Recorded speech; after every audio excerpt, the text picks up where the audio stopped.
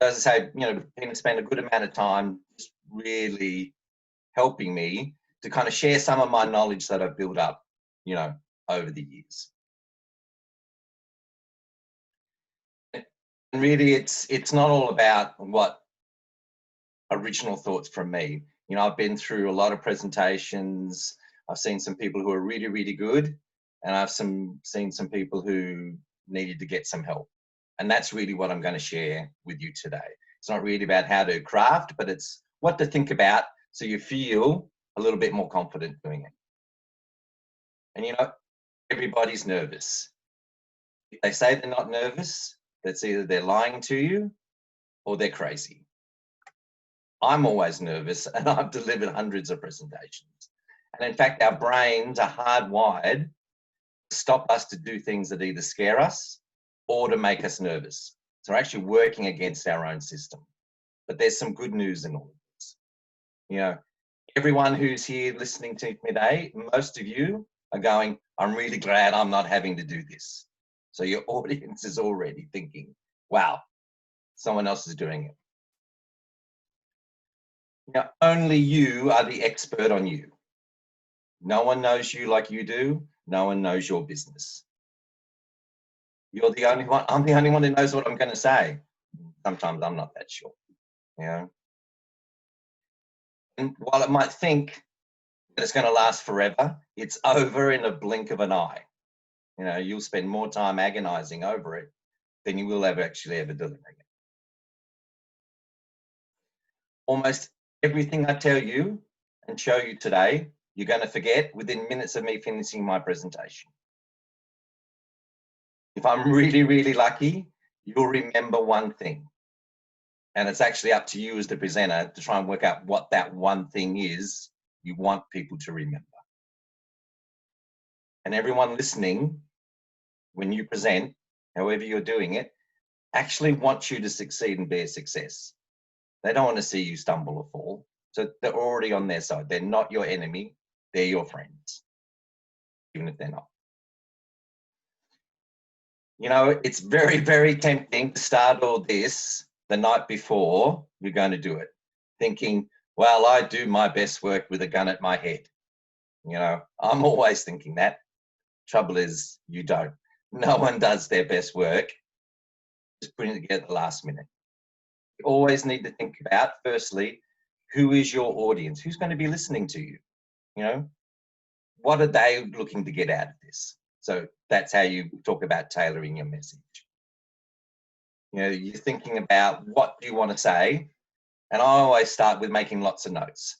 I actually have a notepad that's got 6 pages worth of notes of just thoughts as they came to me. I just wrote them down.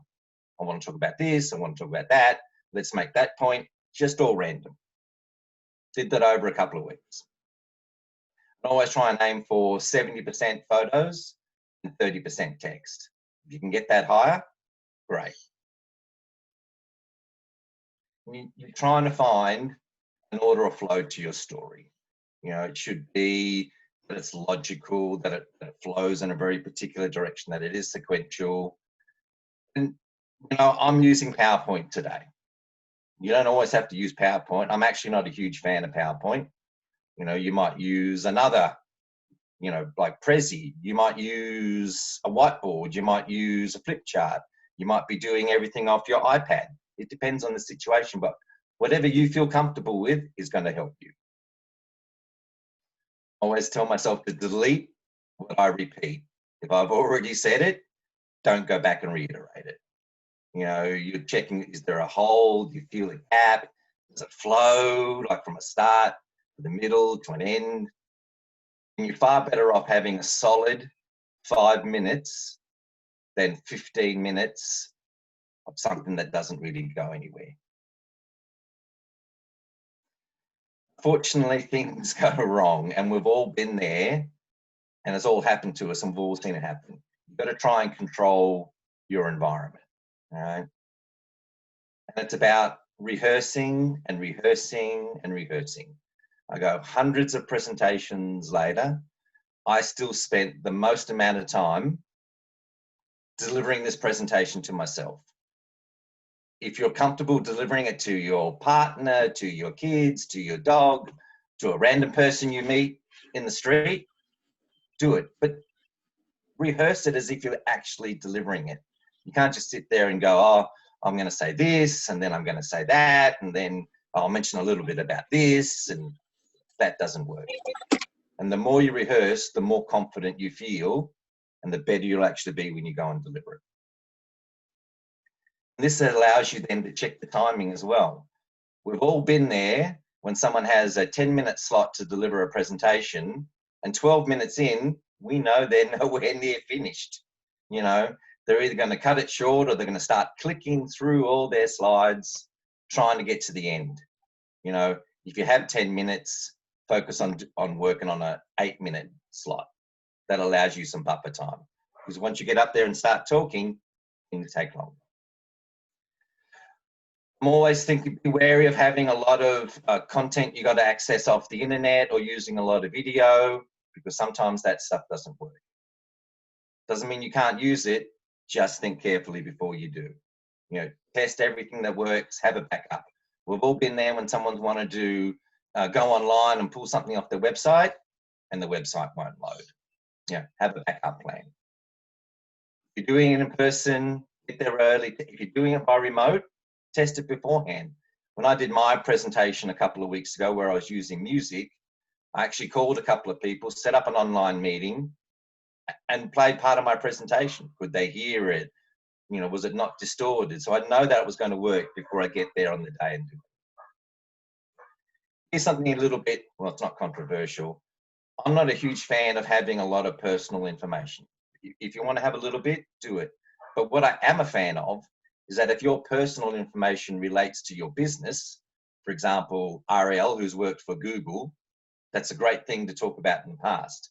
If you're Dimmy, who's, you know, focused around personal training and strength and development, being an elite athlete, and or even at a professional level, that's very relevant to your business. I would talk about that a lot.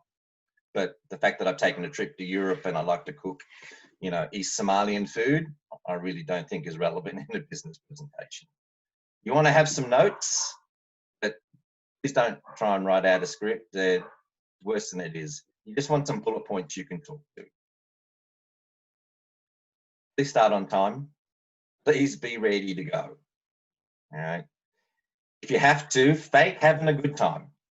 Throw in the occasional smile, you know, look people in the eye. You know, if you're doing it in person, it's harder to do on Zoom. I do look at the little photos.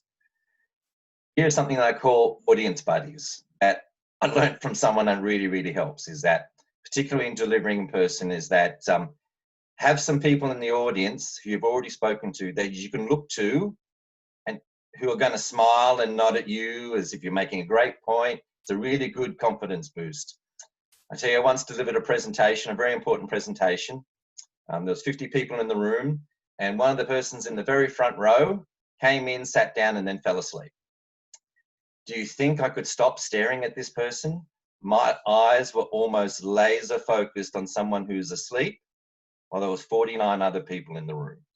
All right, you got to learn to ignore those. Have some audience buddies. You don't want to be just writing off what everyone's already reading 15 points ahead of you. All right.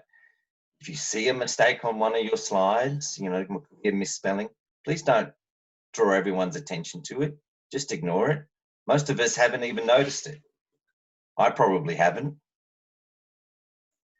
Have a good presentation, just reuse it, just improve it, change some photos, change the background. You can just do it again and again and again, because they've mostly forgotten what you did the first time.